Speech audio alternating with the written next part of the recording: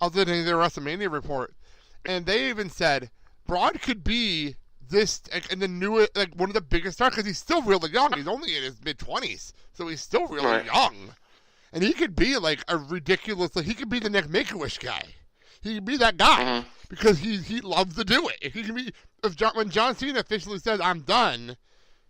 He could be that guy for Make-A-Wish in the WWE. Just to be that guy because he is still lovable with kids. And he loves doing that kind of stuff. Right. So sure, let's do it.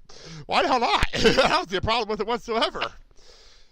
So, Vacant becomes the tag team champions again.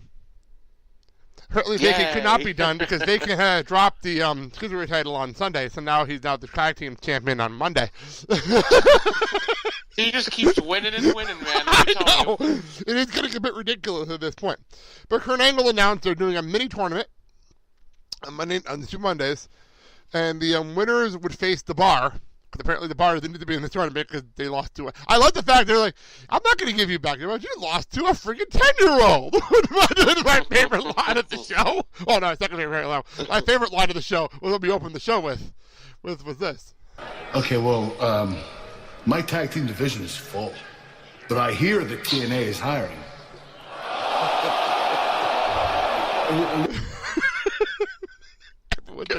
When I tell you, Blake, when I heard that, I almost dropped my phone out of my hand trying to text you because I was like vigorously trying to text you. What the fuck? I'm like, did I hear what I thought I heard? I stopped short. Like, wait, what did he say? What did he say? What? And the crowd started... How were they acknowledged on WWE television? Well, it blows my mind. Well, the funny part is, because it did come before Kurt Angle, who did work there for a long... Funny part, he worked for TNA longer than he worked for WWE. That is part about that. That's number one. And number two, he mentions it, and I think the giveaway, the fun part is TNA doesn't mean anything anymore. Impact doesn't mean anything. They're pretty much they're pretty much a glorified indie at this point. Ring of Honor Ring of Honor is bigger than Impact is right now. And technically, in Vince's mind, using Vince McMahon logic, he never mentioned Impact Wrestling. He mentioned TNA. TNA doesn't exist anymore. So technically, using Vince logic, he'll approve a line like this because he probably forgot TNA existed to begin with. I forgot they existed. Anyway. Because if you're like, oh, what's the wrestling company competing with? Oh, Impact Wrestling, fine, you can make that joke. I don't get it. I mean, is it safe to say that that's going to be the line of the year? That was amazing. I didn't expect, and the crowd reaction was amazing. And all of a sudden, they're trying to do this whole thing with KO and Sammy, and the crowd is saying, holy shit, in the background. And there's literally, and you can't find that clip of WWE, but if you go on YouTube, you type in Kurt Angle, and the first thing that comes up in the search engine on YouTube is Kurt Angle mentions TNA. The first thing that comes up. And there's 30 videos of him saying that. It's amazing on YouTube. That's great. Oh, man. So, all right, we move on. So they did this. They mentioned the mini tournament. We're having a mini tournament. The Revival won the first match. Apparently, they don't get entrances, apparently. Them and Anderson and Gallows don't get entrances in this show. I don't know why.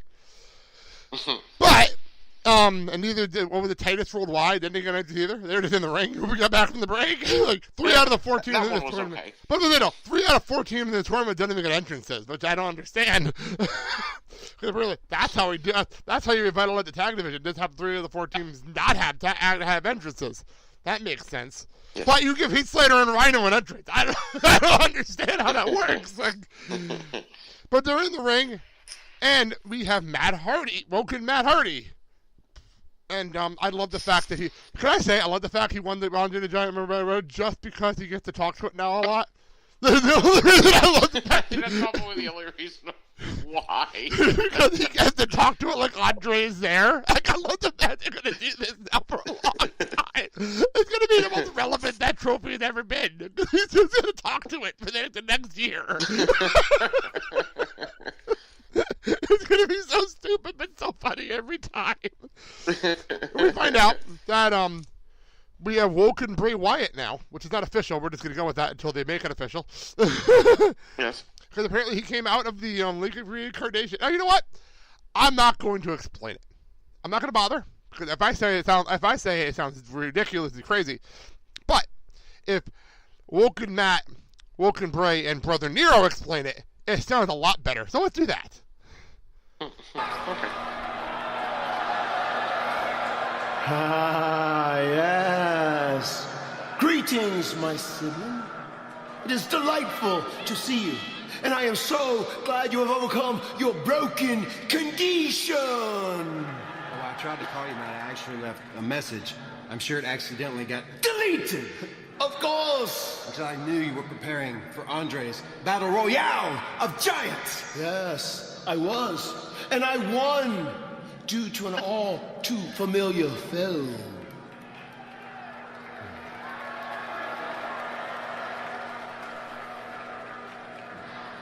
Brother Nero. Wonderful!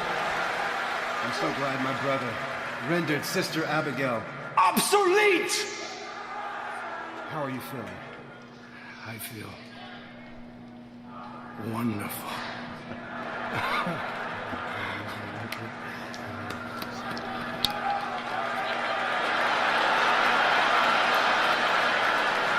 What was that all about? So this is set up for people that don't know what's going on. Jeff, it was in a tag match with Finn and Seth. Finn stops at Matt, and this whole big happens. This is literally a minute 60 seconds, but it's one of the funniest things that happened on the whole show. That's all. They literally unedited a minute 16. That's all it was. So they had this conversation near the end of the show. The crowd loved every second of it. It's hard not to. If you love the gimmick, it's fun. Yeah. And then he just walks back over, and Finn and Seth look at what the fuck? What the fuck just happened? It was such a great moment. Yep. It was such a great moment. I'm like, well, that was odd. So that's fun. So, okay, let's get to the other stuff, the fun stuff. The return from injury, obviously Jeff Hardy. Good to see him back. Mm-hmm. How do you feel about him being by himself and not really? He's a part of the Woken universe, but he's not a part of the Woken universe. So he's technically Brother Nero, but he's technically Jeff Hardy. Like, how do you feel about that? I mean, if they are going to include him back into it fully, I mean, he needs to be eased into it because I think if he just came back and it was Brother Nero, and I don't know, I feel like it would have been a little weird. So, you know, they've been singles. You know, they've been by themselves before, so why not? True. And it's fun. I think it's fun because it's so, like, it's cool because they're brothers, so it makes sense that Jeff would understand Matt. Like, they don't even have to put him in the story, but the fact that you can have moments like that and be like, okay, Jeff gets it, and then we move on. We move on. Matt and Bray do their own thing, and Jeff will just intertwine once in a blue moon just to have some fun because they can. I have no problem with that. I think it's fun. It made for good audio. It really made for a fun moment. It was something really cool like that. Yeah. And in front of the right audience, that could be great. Like Monday, in front of the right audience. Samoa Joe. He came back, confronted Roman Reigns. I'm not quite sure what the hell Samoa Joe was talking about. I think he was talking about Brock Lesnar, and I don't know why. I don't really know why he was talking about. I was still trying to say. I was happy to see Samoa Joe, but he's amazing promo, underrated promos. But what the fuck? Why is he talking about how Roman Reigns can't beat Brock Lesnar? Like, why was he talking about that? I don't understand what the point of this whole segment was. Sal, what do you think? Foreshadowing for the greatest Royal Rumble match? I don't know. I don't understand. But whatever. I mean, it is what it is. By the way, this came up on the Wade Keller show, and how ridiculous is it that Roman Reigns is complaining that he got a title match? Why is he complaining? Because he wanted nothing to do with Brock Lesnar anymore because he got his ass kicked? I don't know. I don't get it. Like, so you get your ass kicked at WrestleMania. You get beat clean as fucking day. Like, there's no other way you can say he got destroyed at WrestleMania. And then they give you another title shot and then you complain. What? I don't get it. I don't understand it. All right. That's just Roman Reigns logic for you. Gotta love Roman Reigns logic sometimes. Call-ups to Raw. Call-ups to Raw. Amber Moon. This was awesome. This was such a cool moment. Yay. Yeah, she teamed with Nia. By the way, Nia Jax decided, fuck it. I'm a plus-size model, and I don't give a fuck anymore. That's pretty much what her outfits are now. I don't give a shit. I know I'm hot, and I don't care. Like, I don't really care. I think it's fun. But Amber Moon's here. How excited are you to see Amber Moon?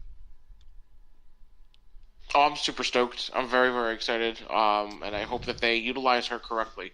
I would love to see, especially if depending what they're going to do with the title and the shakeup and everything, I'd love to see like an Amber Moon Alexa match. Because we've never seen it before. We've never really seen that match before. Like, there's so many matches we've never seen. Because like the crop of women that are in WWE now were never in NXT with the current crop that is down there now. Which is what makes the other call up on SmackDown fun. Because there's a lot of matchups we've never seen before. Which I think is cool. All right, this was random as weird. And No Way Jose showed up. I don't know why. He hasn't been on NXT television in like a year. I have no idea why the hell he just showed up here. This was weird. Conga line randomly. I didn't get it. I don't understand what this is about. What are you thinking? I was just as confused as you were. Because when his music hit, and I was like, wait, what? And then like he came out, and I was like, okay, this is interesting, because we were expecting, Almas or somebody else, but okay. Trust me, if Almas came out with Vega, I would have been so happy. Not because of Almas, because of Vega. But yes. But anyway, so No Way Jose, fine. But then, for some reason, Slater and Rhino are in. So Slater and Rhino are in the. Okay, so let me make a note here.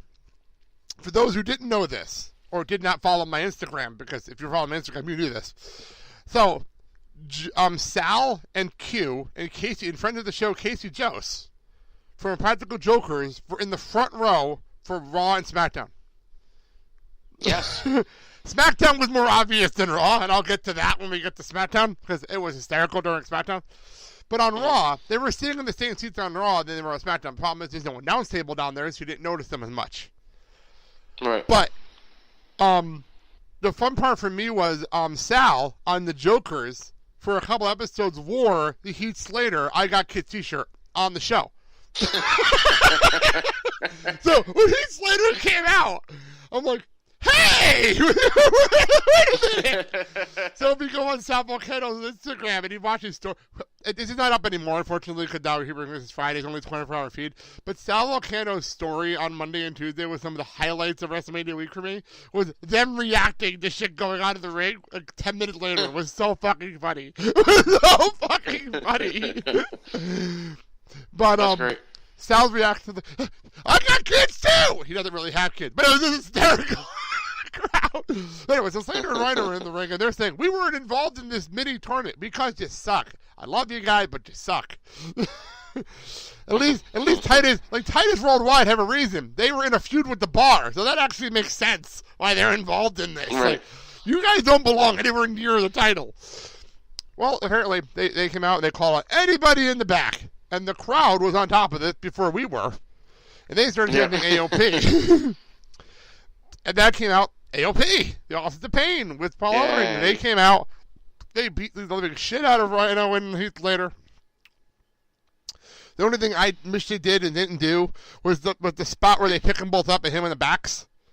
Hit their backs together and just throw them down. I didn't do that spot. I wish they did. That would have been funny as hell. Especially how tiny Slater is against Rhino. I think that would have been funny as hell.